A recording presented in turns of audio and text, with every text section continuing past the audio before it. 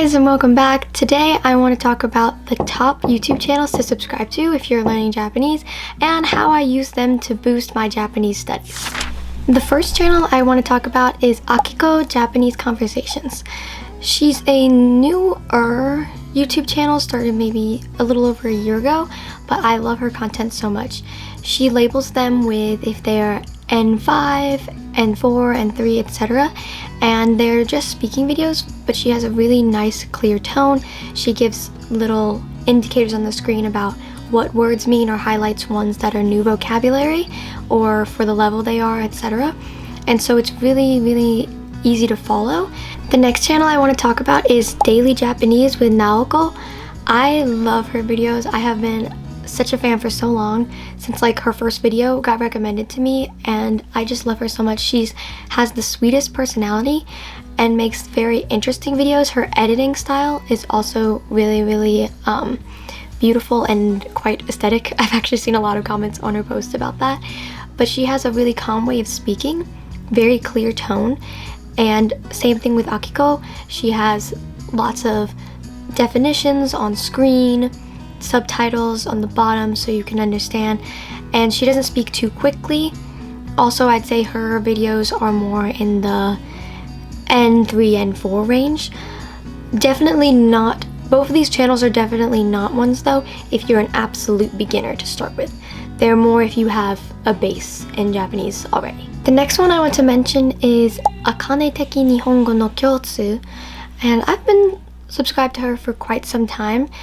And what I love about her channel is usually she has subtitles on the screen. Only a few videos she doesn't, and those are like her like talking check-in videos.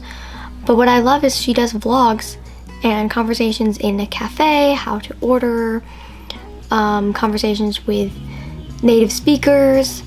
She'll do traveling vlogs, how to get a ticket for a train, etc. So she has a lot of very useful information that you'll run into in real life situations, and it's really nice to like see it happen in real time too and hear the native speaker she's talking to. Like she does like hotel check-ins too, which are really nice. And I also think she speaks very well in a way that's easy to understand and uses completely formal Japanese too.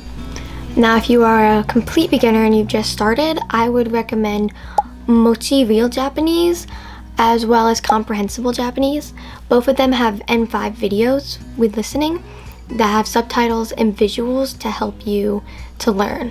Well, Mochi Real Japanese has more of the listening aspect, as well as she does these videos where she'll speak first and then the video replay, and it has subtitles with translation in English, and then she does it again where she replays it without the subtitles to see if you can understand it better, which I think that's perfect for if you're just starting out. Also, Comprehensible Japanese though has videos where they speak at the N5 level, but they draw on boards and they have visuals. So if, for example, if they're speaking about like the weather, they'll draw like little pictures and doodles that help represent them so that you can connect it to your brain, the image, with what they are saying.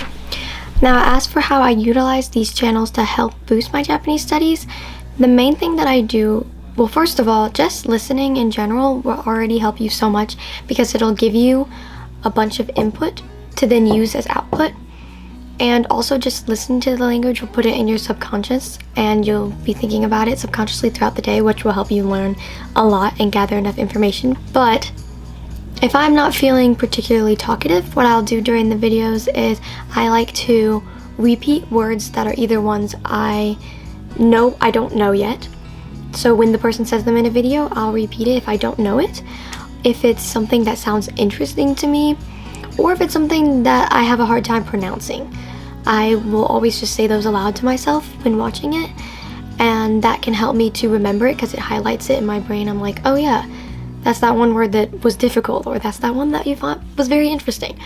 Another thing that I like to do, particularly with channels like Mochi Real Japanese or Akiko's or Naoko's channel, since they have the subtitles on the bottom, what I like to do is after I hear them say the phrase, I'll pause the video and then I will shadow them. What shadowing means, you just repeat the phrase exactly like how they did, trying to copy their pitch, their tone, pronunciation, everything. And that can help greatly with speaking because it's making you produce the sound from your mouth. You're not just thinking it in your head anymore. It's actually coming out. Because one thing is you can have passive and active vocabulary. Passive vocabulary is kind of like, you know, when you read a book and there's a word that when you read it, you understand it, but it's not something you ever really say in real life. That's what that can be for Japanese learning too. You might have words that you understand when you hear them in the video, but when you go to speak to someone in real life, it doesn't come out of your mouth because you've never spoken it before. So doing things like shadowing and repeating phrases from videos and from native speakers, it can help to eliminate that barrier of the active versus passive. I mean, the biggest way though is really to try to speak to native speakers as much as you can though. I know that is hard too. I would suggest trying to find somebody online you know who is a native speaker, or trying to join groups. Usually if you're like in a university too, you can find clubs or language classes in that, as well as if you're in high school, there might be clubs for you to practice with other people learning or native speakers as well. Just trying to get some words out. And if anything, like I said in the other video, you might have to talk to yourself some. Another thing you could do is utilize the videos. There's a lot of channels who have conversation practice. Tanaka-san has Japanese practice conversation videos where they will speak and then there's a pause for you to think of what your response is. They also give you an example conversation if you want to practice like that. The biggest thing to do to utilize YouTube channels, this free resource for us to learn, is to just really be as active as you can in the process. Really listening and taking as much as you can while watching the video. Highlighting words, writing things down that you learned from it, repeating phrases, all of those can really help you to boost your learning and start speaking and understanding Japanese much quicker.